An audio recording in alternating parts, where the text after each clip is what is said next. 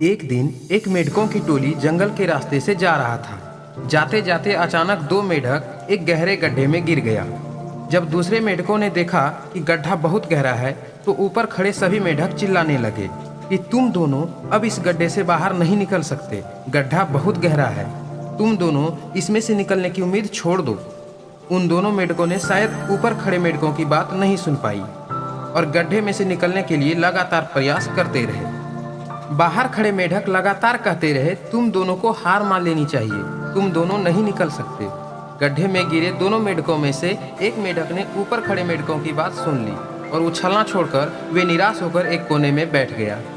दूसरे मेढक का प्रयास अभी भी जारी था क्योंकि उन्होंने ऊपर खड़े मेढकों की बात अभी भी नहीं सुनी थी। वो उछलता रहा जितना वो उछल सकता था।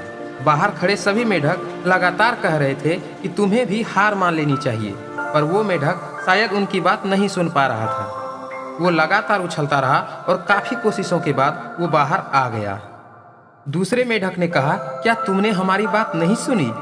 उस मेढक ने इशारा करके बताया कि वह उनकी बात नहीं सुन सकता क्योंकि वो बहरा है। वो तो ये सोच रहा था कि सभी उसका उत्साह बढ़ा रहे हैं। तो दोस्तों, इस छोटी सी कहानी से हमें 3 सबसे बड़ी सीख मिलती है।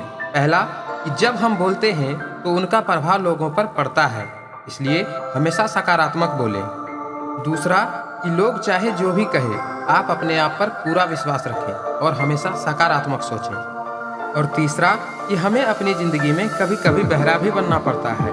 उनकी बात कभी नहीं सुनना जो तुम्हारे आत्मविश्वास को तोड़ने की कोशिश करे।